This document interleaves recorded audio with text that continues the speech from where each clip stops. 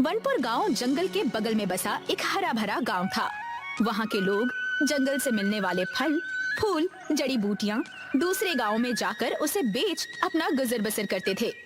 फल ले लो, ताजे ताजे फल ले लो। अरे सुनो, ये अनार कैसे दिए? दीदी 50 रुपए के 1 किलो। सीधे जंगल से लेकर आए हैं। हमारा जंगल हमारे लिए जीवन दाता है। वनपुर से हो क्या? हाँ दीदी, तुम लोग तो नसीब वाले हो जो इतने बढ़िया जंगल की कृपा तुम पर है। जी दीदी, वो तो है। एक काम करो, 20 रुपए के ये बेर भी बांध दो। लेकिन गांव का व्यापारी धनसुख लाल एक लालची किस्म का आदमी था। जंगल के पेड़ काट कर लकड़ियां बेचकर व्यापार करता और खूब पैसे कमाता। ये क्या, इतने कम? अरे इतने कम पैसों में तुम 50 किलो लकड़ियां लेकर जाओगे? धनसुख लाल जी, इस बार दे दीजिए, अगली बार पैसे दे दूंगा। मैं आपका पुराना ग्राहक हूँ। तुम्हारा दिमाग खराब है? मैं यहाँ पर व्यापार करने बैठा हूँ, समाज सेवा नहीं। पैसे हो तो ले जाओ, नहीं तो निकलो यहाँ से। धनसुख लाल के पेड़ कटाई से जंगल के पेड़ कम हो रहे थे। एक दिन नीलिमा अपने घर से सुबह सुबह जंगल की ओर गई तो सामने का दृश्य देखकर उसकी आंखें फटी की फटी रह गई। ये क्या? ये जंगल हवा में कैसे उड़ रहा है? हाय रे भगवान, ये कैसे हो गया? मुझे अभी जाकर सारे गांव वालों को ये बताना होगा। वनपुर गांव का जंगल हवा में उड़ता देखा तो नीलिमा ने दौड़कर जाते हुए पूरे गांव को बताया। उसकी बातें सुनकर युवा प्रधान अजय बोलने लगा, ये तो बड़ी ही अजीब बात है कि जंगल हवा में उड़ रहा है। मुझे तो लगता है कि ये जरूर किसी भूत का चक्कर होगा। मुझे तो लगता है जरूर किसी ने हमारे जंगल पर काला जादू कर दिया है।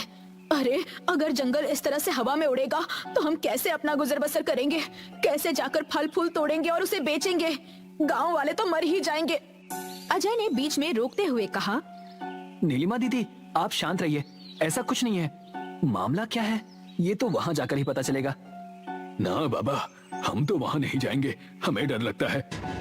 सारे गांव वालों ने उड़ते हुए जंगल में जाने से मना कर दिया, लेकिन अजय एक बहादुर और पढ़ा लिखा लड़का था जो कि भूत प्रेत जैसी चीजों पर विश्वास नहीं करता था।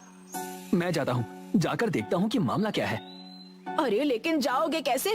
जंगल तो हवा में उड़ रहा है। कुछ ना कुछ तो करना पड़ेगा। अजय और गांव वालों ने एक बड़ी सीढ़ी बनवाई और उसे जमीन से जंगल पर टिकाया। अजय ऊपर चढ़कर जंगल में पहुंचा तो हवाएं जोर से चलने लगी। अरे आज जंगल कुछ अजीब सा लग रहा है, कितनी जोर की हवाएं चल रही हैं। अजय कुछ और कदम आगे बढ़ा तो उसे एक आवाज सुनाई दी। अरे बेटा, तुम्हारा नाम अजय है ना? जी माई, मैं वनपुर गांव का प्रधान हूँ। हाँ, वनपुर गांव के लोगों के लिए तुमने बहुत कुछ किया है। जी माई, बस अपना काम कर रहा हूँ। वनपुर गांव के लोग इस जंगल को काफी पूछते हैं ना। इस गांव के लोगों का गुजर बसर चलता है। लेकिन माई, आप यहाँ अकेली क्या कर रही हैं? बस बेटा समझ लो कि अब ये जंगल मेरा है और मैं इस जंगल की हूँ। मेरे परिवार के लोग अब इस दुनिया में नहीं रहे। इस उम्र में काम कहाँ से करती, तो इसी जंगल में रहने लगी। यहीं खाना मिल जाता है, यहीं पास में मेरी कुटिया है, वहीं पर रहती हूँ। लेकिन तुम्हारे ही गांव का धनसुख लाल, जो कि लकड़ियों का व्यापार करता है, वो तो इस जंगल को तबाह कर रहा है। वो तो है माई, अपने लकड़ियों के व्यापार के लिए वो पेड़ काट रहा है, लेकिन नए पौधों को लगा ही नहीं रहा है। अगर ऐसा ही चलता रहा तो ये जंगल एक दिन खत्म हो जाएगा। मैंने उसे कई बार समझाया है। कुदरत का सारा संतुलन खराब हो रहा है। सही कह रही हो माई, जंगल खत्म होगा तो गांव वाले भी नहीं बचेंगे। तुम लोगों को उस धनसुख लाल को रोकना होगा, नहीं तो ये जंगल इसी तरह हवा में उड़ता रहेगा और गांव वाले बिना जंगल के तड़पते रहेंगे। माई, गांव का प्रधान होने के नाते मैं इस मसले को जरूर सुलझाऊंगा, लेकिन आप मेरे साथ चलिए माई, हमारा गांव आपको संभालेगा। नहीं बेटा, तुम जाओ, बस मेरे लिए इतना करो कि उस धनसुख लाल को समझाओ, नहीं तो ये जंगल खत्म हो जाएगा। अजय ने जब गांव वालों को ये बात बताई तो गांव वाले सीधा धनसुख लाल के घर पहुंचे, लेकिन धनसुख लाल ने नकारते हुए कहा, अरे भाई, अगर मैं अपना काम धंधा बंद कर दूं तो फिर पैसे कैसे कमाऊं? क्या भिखारी बन जाऊं? अरे भाई, काम धंधा बंद करने के लिए कौन कह रहा है? हम तो बस इतना ही कहना चाह रहे हैं कि तुम पेड़ों की कटाई कम कर दो और इसके साथ कोई दूसरा काम शुरू कर दो। जितने पेड़ काटो उसके 2 गुने पौधे जंगल में लगा दिया करो। देखिए धनसुख लाल जी, अगर आप ऐसा नहीं करेंगे तो गांव नहीं बचेगा। आप समझिए, नया काम शुरू करने में मैं आपका साथ दूंगा। हम जंगल में जो जड़ी बूटियां और कंदमूल हैं, उसे बाजार में बेचकर अच्छे पैसे कमा सकते हैं। इन जड़ी बूटियों और कंदमूल से औषधियां बनेंगी, इसमें अच्छे पैसे मिलेंगे। अजय के समझाने पर धनसुखलाल के पल्ले ये बात पड़ी तो धनसुखलाल इसके लिए तैयार हो गया। जब अजय फिर से जंगल गया तो उसे वो बूढ़ी औरत मिली। ये जानकर खुशी हुई कि धनसुखलाल पेड़ों की कटाई कम करके नए पौधे लगाएगा। मुझे लगता है अब जंगल को फिर से सामान्य होने में कोई दिक्कत नहीं होगी। दूसरे दिन जंगल जब सामान्य हुआ तो गांव के लोग जंगल में इकट्ठा हुए। अरे धनसुखलाल, जंगल तो सामान्य हो गया। आप और अजय मिलकर अब अपना काम कर सकते हैं। अरे हाँ, ये लोग तो अपना काम करेंगे, लेकिन हमें भी तो फिर से अपना काम करना है। 2 दिन से एक फूटी कौड़ी नहीं कमाई है। अरे नीलिमा दीदी, क्यों परेशान हो रही हो? अब तो सब ठीक हो गया है ना? धनसुखलाल और अजय साथ मिलकर जंगल की औषधि, जड़ी बूटी और कंदमूल शहर में एक औषधि कंपनी को बेचते थे। पैसे देते हुए अजय ने कहा, धनसुखलाल, मैंने कहा था ना कि आपकी अच्छी आमदनी होगी। हाँ भाई, जरा देखो तो, ये काम इतना अच्छा चल पड़ेगा, मैंने तो सोचा भी नहीं था। धनसुखलाल, जंगल की कद्र करो।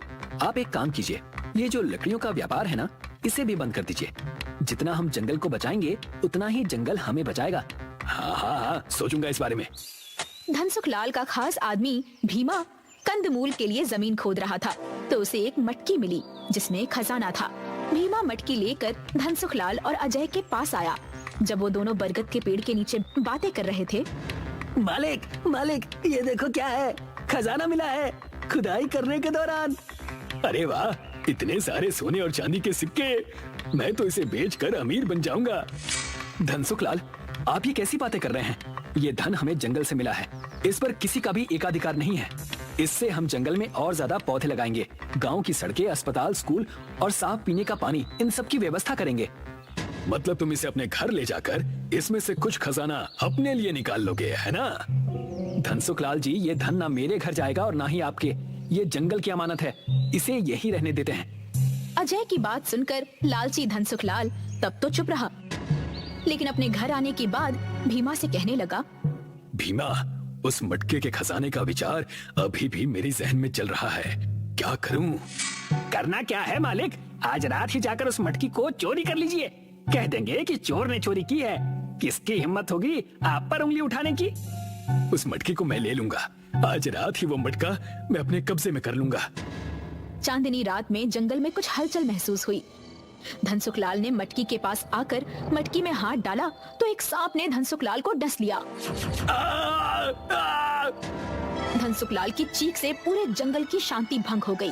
जंगल फिर से पहले जैसा हवा में उड़ने लगा। ये देखकर अजय जब जंगल में आया तो उसके सामने वो बूढ़ी औरत थी। धनसुखलाल मरा पड़ा था, उसके मुंह से झाग निकल रही थी। ये क्या हुआ? धनसुखलाल को क्या हो गया? वो मर चुका है। उसने इस मटकी का खजाना चुराने की कोशिश की तो सांप ने उसे डस लिया।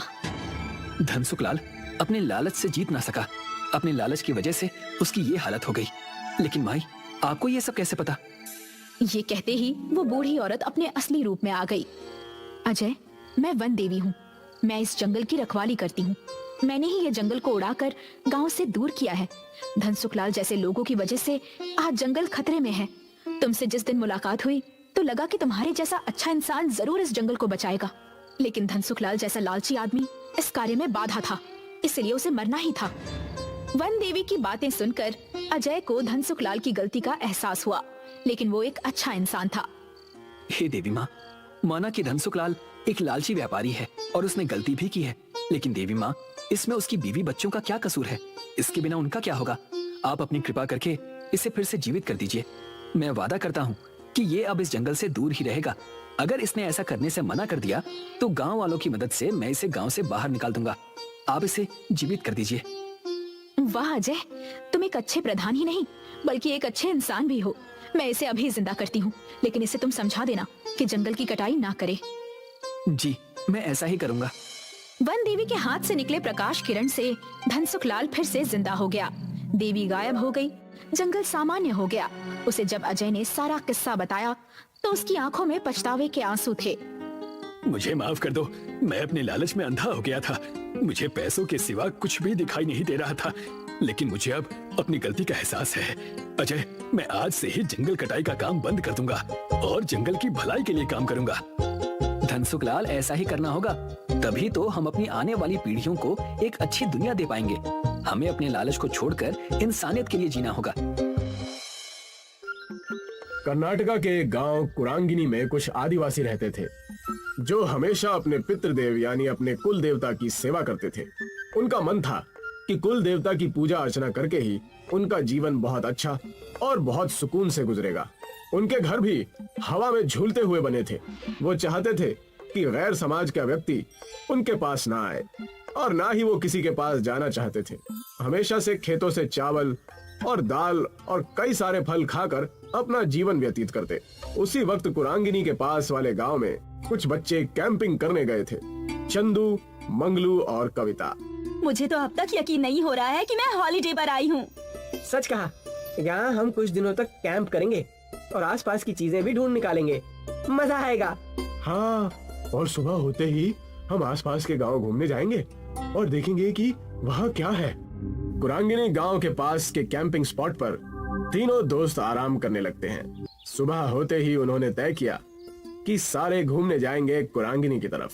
कुरांगिनी के पास जाते ही कविता ने झूलता हुआ घर देखा और कहा, अरे वाह, ये देखो झूलता हुआ घर। लगता है यहाँ के लोगों को झूला झूलने का बहुत शौक है, इसलिए ऊपर वहाँ पेड़ पर ही घर बना लिया है। कितने गजब की खूबसूरती। पूरा गांव हरा भरा है, ताजी हवा, सुंदरता में तो ये सब देखकर खुश हो रहा हूँ। पता नहीं आगे क्या क्या देखने मिलेगा। लेकिन पता नहीं मुझे डर क्यों लग रहा है। ऐसा लग रहा है कि कुछ अनहोनी होने वाली है हमारे साथ। ओफो, तुम तो हमेशा ही नेगेटिव बातें करते रहते हो। अब चुप भी करो और यहाँ का नजारा देखो। कुरांगिनी गांव के आदिवासियों ने उन्हें घेर लिया, जो दिखने में डरावने और खूंखार लग रहे थे। इन्हें देखते ही तीनों दोस्तों की सिट्टी बिट्टी गुल हो गई। कौन है आप लोग और हमसे क्या चाहते हैं? अरे, हमेशा शहरी लोगों को हम यहाँ आने से रोकते हैं। तुम लोगों को कितनी बार समझाया है, हमारे गांव के आसपास भी नजर मत आना, लेकिन फिर भी तुम नहीं समझते। अब तुम्हारी खैर नहीं, तुम्हारा हिसाब हमारे गांव के देवता करेंगे। ले चलो इन्हें, आज हमारी देवी ही बताएंगी कि इनका क्या करना है। अगर तुम यहाँ से छुटकारा पाना चाहते हो तो तुम्हें हमारी शर्तें माननी पड़ेंगी। क्या करना होगा? हमें सारी शर्तें मंजूर है। तुम्हें हमारे गांव की सभ्यता और परंपरा में रहना होगा। प्रकृति की सेवा में अपना मन, धन सब त्यागना होगा। इतना कहकर प्रकृति की देवी वहाँ से चली जाती है। तुमने सुना, जैसे हमारी देवी ने कहा वैसे ही तुम्हें करना होगा, नहीं तो हमारी देवी नाराज हो जाएगी। अब से तुम कुरांगिनी के निवासी हो, तुम्हें हमारे नियम और कायदे चलाने होंगे और हमारी देवी को खुश करना होगा। क्या आप हमें समझाएंगे कि हमें करना क्या है? हंसते हंसते हमारे रास्ते बंद हो गए और अब ये नया तमाशा आ गया है। जल्दी बताओ हमें क्या करना है, मैं जिंदगी भर के लिए तैयार हूँ। जैसा हमारी देवी ने कहा वैसा ही तुम्हें करना होगा। हमारे तौर तरीके तुम्हें अपनाने होंगे, सारी शहरी चीजें तुम्हें फेंकनी होगी। कविता, मंगलू और शैलेश के पास कोई चारा नहीं रहता, उन्हें उनके तौर तरीके आजमाने ही पड़ते हैं। हमने तुम्हारी सारी व्यवस्था झूलते हुए घर में कर दी है। आज से तुम वहीं रहोगे और हमारा जीवन व्यतीत करोगे। यही सीख और सजा है तुम्हारी। ये रहे तुम्हारे कपड़े। छोड़ दो हमें, घर जाना है हमें जाने दो। अरे, चिल्लाना बंद करो और इन्हें देखो। तुम्हें लगता है हमें जाने देंगे यहाँ से? हमें यही इनकी बातें माननी होगी, तब जाकर कुछ होगा। मैंने पहले ही कहा था कि हमें संभल कर रहना चाहिए, लेकिन तुम में से किसी ने मेरी बात नहीं मानी। उन्हें समझ आने लगा था कि प्रकृति सबसे बढ़कर है। ये रहा तुम्हारा भोजन, इसे खाकर हमारे साथ खेत में काम करने चलो। ये क्या है? मुझे ये सब करने की आदत नहीं है। दिखने में तो स्वादिष्ट लग रहा है। मंगलू, इसे खाकर तो देखो। चुपचाप खाकर हमारे साथ चलो। जैसे ही उन्होंने कुरांगिनी गांव का खाना खाया, वाह यार, ये कितना स्वादिष्ट है। अगर हमें ये खाना हर रोज मिले तो मैं यहाँ से कभी नहीं जाना चाहूंगी। बिना मिलावट के खाने की बात ही कुछ और है। सच कहा तुम दोनों ने, हमें यहाँ कुछ दिन बिताने हैं। इससे हमें एक अच्छी सीख और अच्छी समझ के साथ जाएंगे। तीनों ही कुरांगिनी गांव के लोगों के साथ समय बिताने लगते हैं। उनके साथ खेतों में जाकर खेती, पेड़ों पर चढ़कर फल तोड़ना और कई सारे गांव की परंपरा में भाग लेते हैं। पूरे 1 महीने तक वो कुरांगिनी गांव वालों के साथ रहते हैं। उनके तौर तरीके सीखने के बाद मुखिया कहता है, हमारे गांव में कल मेला लगने वाला है। इस मेले में कई सारे व्यंजन और कई सारे कारनामे होते हैं। इस मेले में हम आ सकते हैं क्या? अब तो हम भी कुरांगिनी के निवासी हैं। क्यों नहीं, अब तुम हम में से ही एक हो, तुम यहाँ आ सकते हो। अगले ही दिन तीनों मेले में जाने के लिए तैयार हो जाते हैं। वहाँ पर कविता के माँ बाप कविता को ढूंढते हुए आ जाते हैं। कविता की माँ रोने लगती है। कहाँ थी मेरी बच्ची? हमने तुम्हें कहाँ कहाँ नहीं ढूंढा।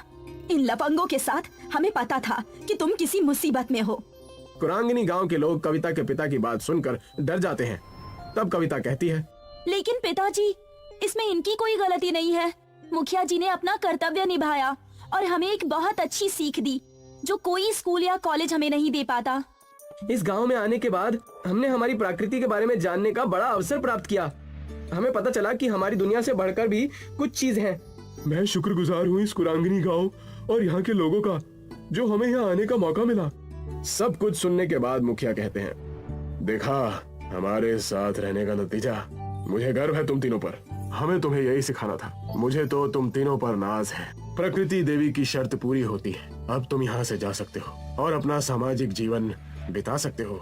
कविता, मंगलू और शैलेश वहाँ से खुशी खुशी जाने लगते हैं।